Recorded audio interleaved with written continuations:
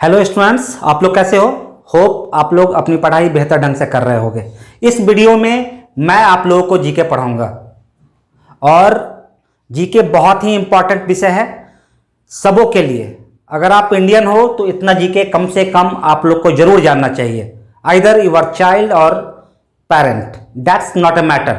Either your student और teachers, that's not a matter. सबों के लिए इतना जीके जानना जरूरी है। अगर इतना जीके नहीं जानते हो तो प्लीज वीडियो को शांतिपूर्वक देखो और अपने ऊपर कॉन्फिडेंस लाओ, तुम्हारा कॉन्फिडेंस लेवल जरूर बढ़ेगा। आइए शुरू करते हैं। इस टॉपिक में मैं क्या क्या पढ़ाऊंगा। जीके के अंतर्गत यूनिवर्स और वर्ल्ड के बारे में बताऊंगा।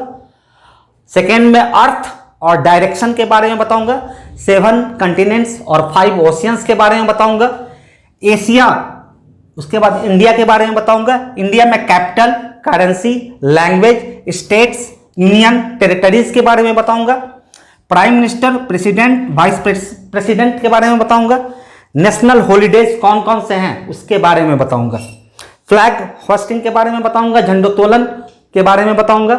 Independence Day, Republic Day, Gandhi ji के बारे में बताऊंगा। नेशनल सिंबल्स के बारे में बताऊंगा। इस 10 टॉपिक पर हम लोग बात करेंगे। तो आइए स्टार्ट करते हैं। पहला यूनिवर्स। सबसे पहले जान जाए यूनिवर्स और वर्ल्ड में कौन बड़ा है। तो यूनिवर्स बड़ा है, जिसका मतलब है world is the part of universe simply. और इस यूनिवर्स से एक सबसे इंपॉर्टेंट क्वेश्चन बनता है बिग बैंग थ्योरी। बिग मतलब बड़ा और बैंग मतलब विस्फोट होता है और थ्योरी की हिंदी सिद्धांत होती है। इस तरह से हिंदी में महाविस्फोट सिद्धांत कहते हैं। क्या है यह? इसी सिद्धांत या इसी थ्योरी के फलस्वरूप हम जाने कि ब्रह्मांड का निर्माण हुआ है, यूनिवर्स का निर्माण हुआ है। और ये बिग बैंग थ्योरी के प्रतिपादक कौन थे, यानी किसने दिया था, किस वैज्ञानिक ने दिया था? वो बेल्जियम के कॉस्मोलॉजिस्ट, कैथोलिक प्रीस्ट थे, जॉर्ज लेमैंटियर। बहुत ही इंपॉर्टेंट है, जॉर्ज लेमैंटियर। ये कॉस्मोलॉजिस्ट थे बेल्जियम के और कैथोलिक पादरी भी थे।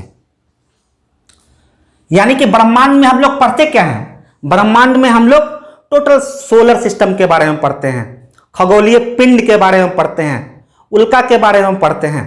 इस तरह से ब्रह्मांड के अंतर्गत हम लोग एटमॉस्फेयर और स्पेस के बारे में डिटेल पढ़ते हैं। अब आइए वर्ल्ड के बारे में। वर्ल्ड की हिंदी विश्व और संसार होती है and world is the part of universe. Clear है?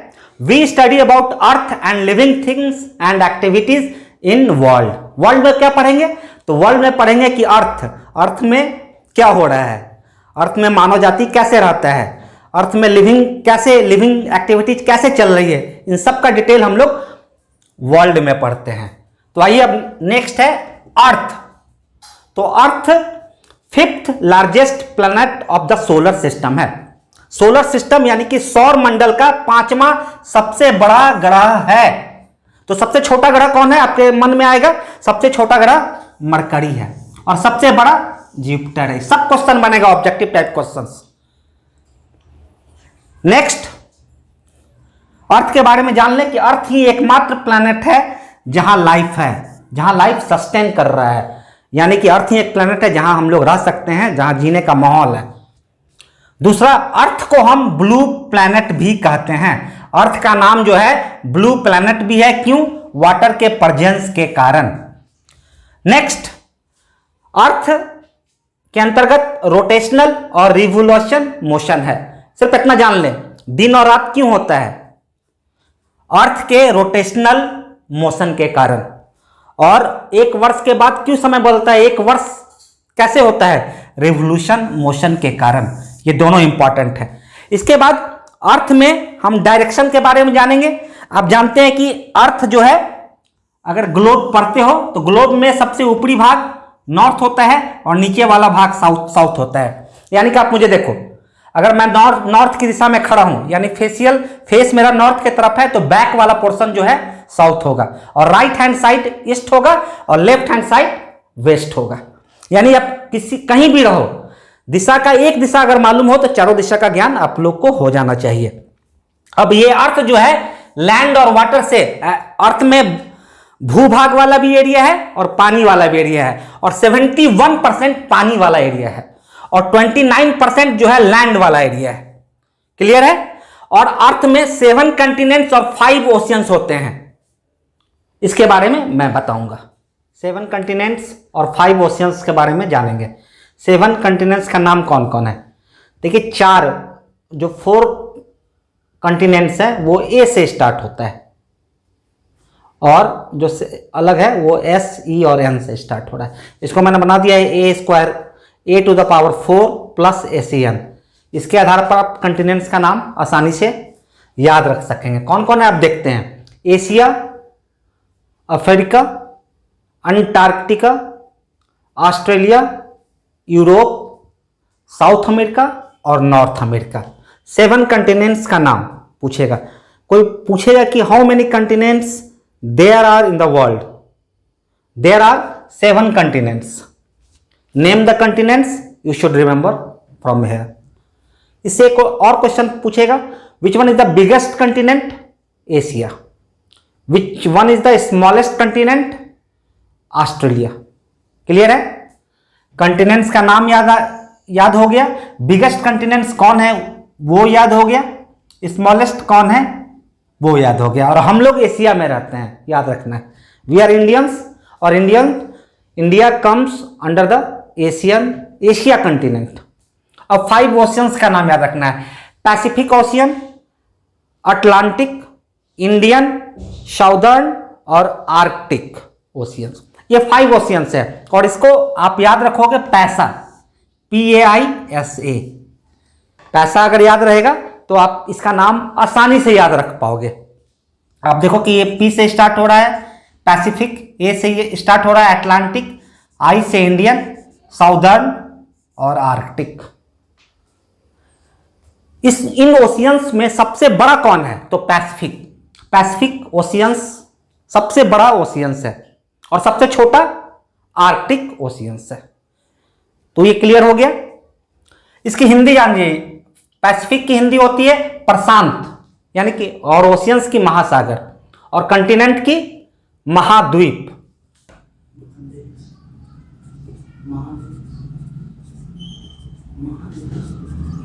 महादेश, और ओशियंस की महासागर।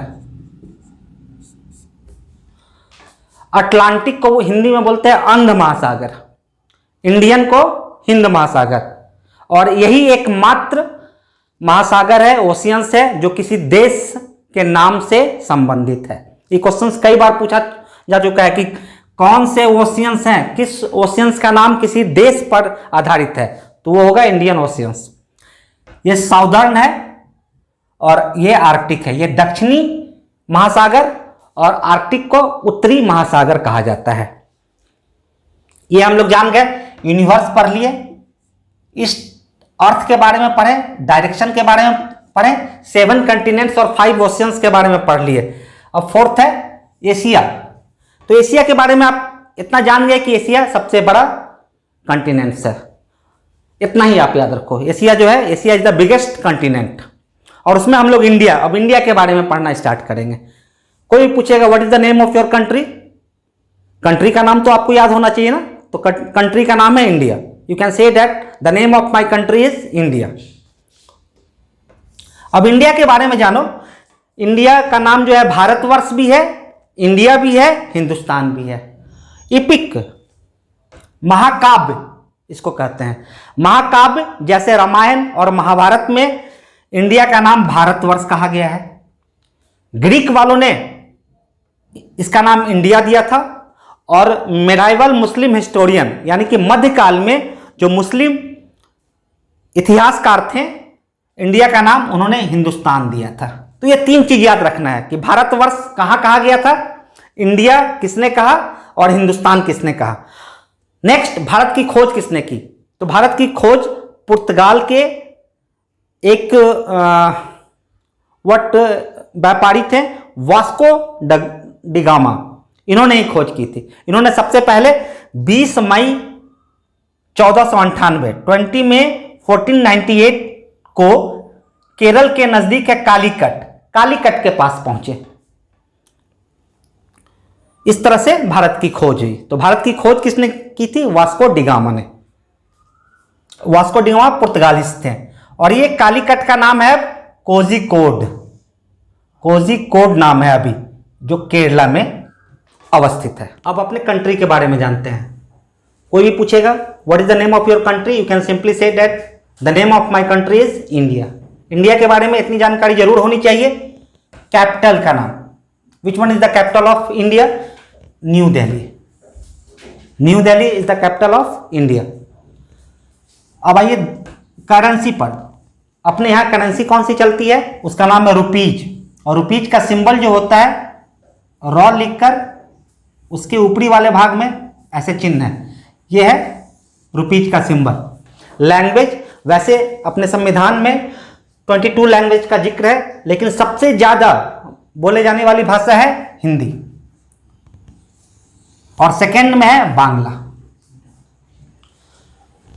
अपने कंट्री में टोटल स्टेट्स और यूनियन टेरिटरीज की संख्या कितनी है? तो 28 स्टेट्स और 8 यूनियन टेरिटरीज हैं। क्लियर है? In India how many states और union territories are there? You can simply say there are 28 states और 8 यूनियन टेरिटरीज इन इंडिया। आप जिस स्टेट में रह रहे हो उस स्टेट का नाम भी याद रखना है।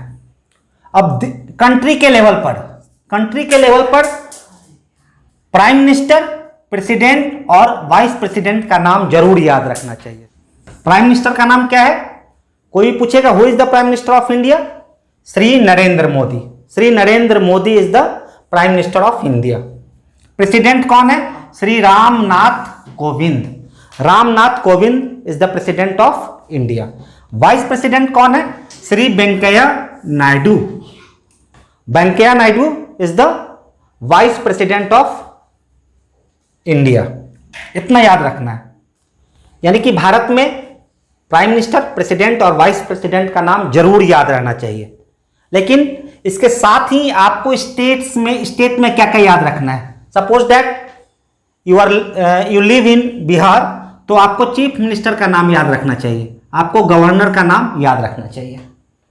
आप अगर यूनियन टेरिटरीज में रह रहे हो कहीं भी, तो आपको लेफ्टिनेंट गवर्नर का नाम याद होना चाहिए, आपको एडमिनिस्ट्रेटर का नाम याद होना चाहिए। यानी इंडिया लेवल पर प्राइम मिनिस्टर, प्रेसिडेंट और वाइस प्रेसिडेंट का नाम याद होना चाहिए। स्टेट लेवल पर चीफ मिनिस्टर और गवर्नर का नाम याद होना चाहिए। और यूनियन टेरिटरीज में अगर आप रहते हो तो लेफ्टिनेंट गवर्नर और एडमिनिस्ट्रेटर का नाम याद रहना चाहिए। अब आ जाए नेशनल हॉलीडेज पर। भारत में 3 नेशनल हॉलीडेज है। पहला है 26 जनवरी, सेकेंड 15 अगस्त और नेक्स्ट वन इज 2 अक्टूबर। तो 26 जनवरी को रिपब्लिक डे मनाते हैं, 15 अगस्त को इंडिपेंडेंस डे मनाते हैं और 2 अक्टूबर को गांधी जयंती मनाते हैं। गांधी जयंती गांधी जी के जन्म के अवसर पर प्रत्येक वर्ष 2 अक्टूबर को गांधी जयंती के रूप में मनाया जाता है। इसको याद रखना है। नेक्स्ट है नेशनल सॉन्ग और नेशनल एंथम। तो नेशनल सॉन्ग है वंदे मातरम और नेशनल एंथम है राष्ट्रगान जन गण मन अधिनायक। और जन गण मन अधिनायक के रचयिता कौन है? रविंद्रनाथ टैगोर। वहीं वंदे मातरम के रचयिता है बंकिम चंद्र चटर्जी। रविंद्रनाथ टैगोर का नाम हमेशा याद रखना है क्योंकि ये पहले नोबेल प्राइज पाने वाले इंडियन हैं। अब आ जाए गांधी जी के बारे में थोड़ा सा जान जाए। गांधी जी को बापू के नाम से भी जाना जाता है। क्वेश्चन पूछेगा कि किसे बापू के नाम से, कौन इंडियन है जिन्हें बापू के नाम से जाना जाता है, तो आपको बताना होगा गांधी जी। गांधी जी को भारत के राष्ट्रपिता के नाम से भी जाना जाता है और इनका पूरा नाम मोहनदास करमचंद गांधी था। इनका जन्म 2 अक्टूबर 1869 2 अक्टूबर 1869 में जन्म हुआ था और 30 जनवरी 1948 में मृत्यु। इस दिन ही नाथूराम गोडसे ने इन्हें गोली से छलनी कर दिया था। तो ये जानकारी मिल गई। इसके साथ ही आप फ्लैग होस्टिंग के बारे में जान जाओ। यानी नेशनल लेवल पर, कंट्री लेवल पर 26 जनवरी के दिन प्रेसिडेंट जो है झंडोत्तोलन करते हैं नेशनल लेवल पर, और 15 अगस्त को कौन करेंगे? प्राइम मिनिस्टर करेंगे। वहीं स्टेट में 26 जनवरी को गवर्नर करेंगे और 15 अगस्त को प्रत्येक वर्ष चीफ मिनिस्टर जो है झंडोत्तोलन में भाग लेते हैं। इसी तरह से यूनियन टेरिटरीज में भी है, जहां लेफ्टिनेंट गवर्नर हैं वो जो है 26 जनवरी को करेंगे और 15 अगस्त को वहां के चीफ मिनिस्टर करेंगे। जहां चीफ मिनिस्टर नहीं है, सिर्फ एडमिनिस्ट्रेटर है, तो यही एडमिनिस्ट्रेटर ही झंडोत्तोलन में भाग लेंगे। अब जो है नेक्स्ट पढ़ाएंगे नेशनल सिंबल के बारे में। हम लोगों ने India, prime minister, national holiday, flag hoisting, Gandhi ji, इनके बारे में पढ़ लिया। अब नेक्स्ट है नेशनल सिंबल्स के बारे में। तो आइए, ये बहुत ही इंपॉर्टेंट है और बहुत ही ईजी है, सारे लोग जो है इसको जाने कि नेशनल फ्लावर कौन से हैं। तो नेशनल फ्लावर है लोटस, कमल। नेशनल बर्ड कौन से हैं? पीकॉक, मोर जिसको हिंदी में बोलते हैं। नेशनल एनिमल कौन से हैं? टाइगर, बाघ। नेशनल फ्रूट कौन से हैं? नेशनल फ्रूट यानी कि फल कौन से हैं? मैंगो, आम। नेशनल ट्री, राष्ट्रीय वृक्ष कौन से हैं? बनियान, बरगद। नेशनल रिवर कौन से हैं? गंगा। नेशनल एक्वेटिक एनिमल, राष्ट्रीय जलीय जीव कौन से हैं? तो गंगा में जो डॉल्फिन पाए जाते हैं उसे ही हम नेशनल एक्वेटिक एनिमल कहते हैं। नेशनल हेरिटेज एनिमल के नाम से कौन जाना जाता है? एलिफेंट।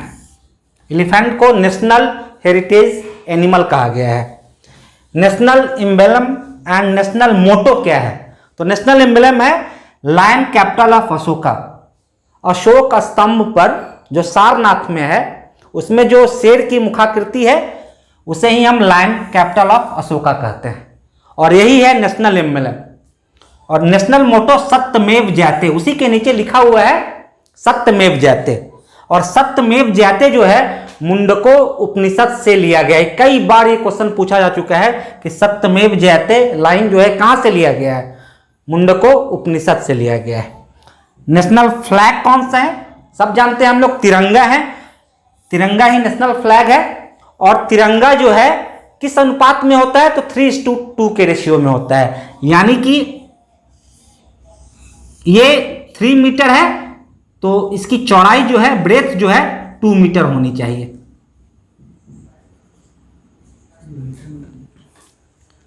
नेशनल एंथम कौन सा है? जन गण मन। और नेशनल सॉन्ग जो है वंदे मातरम। ये आप फ्लैग होस्टिंग के समय जानते हैं कि नेशनल एंथम को पढ़ा जाता है जनगण मन को। अब देख ले तिरंगा, जो नेशनल फ्लैग हमारा था तिरंगा, उस तिरंगा के बारे में देखें। तिरंगा में 3 कलर होता है, ऊपर वाला सैफ्रॉन, बीच वाला वाइट और नीचे वाला ग्रीन। सैफ्रॉन केसरिया कलर और वाइट उजला और ग्रीन हरा। और तीनों का कुछ ना कुछ मतलब भी होता है। जैसे जो केसरिया है, जो सैफ्रॉन कलर का है, उसका मतलब होता है स्ट्रेंथ एंड करेज, यानी कि शक्ति और साहस का परिचायक है। वाइट वाला जो है वो शांति और सत्यता को बताता है। वहीं जो ग्रीन वाला है वो जीवन में समृद्धि के बारे में बताता है। और ये चक्र के बारे में जान जाए, ये दोनों के बीच में जो चक्र है, चक्र में जो स्पोक्स लाइक्स रचना है वो कितने स्पोक्स होते हैं, ये क्वेश्चंस आता है। तो 24 स्पोक्स होते हैं। और इसका मतलब है लाइफ इन मूवमेंट, कि लाइफ जो है गतिमान है और डेथ जो है स्थिर है। आपको मेरा वीडियो कैसा लगा? अगर अच्छा लगा तो इसे लाइक करें और अपने दोस्तों के बीच में ज़्यादा से ज़्यादा शेयर करें ताकि इसका फ़ायदा उन्हें भी मिल सके। अभी तक मेरे चैनल को आपने सब्सक्राइब नहीं किया है तो फटाफट सब्सक्राइब करें और बेल आइकन को प्रेस करें ताकि इस तरह का यूजफुल वीडियो आप तक पहुंचता रहे। बहुत बहुत धन्यवाद।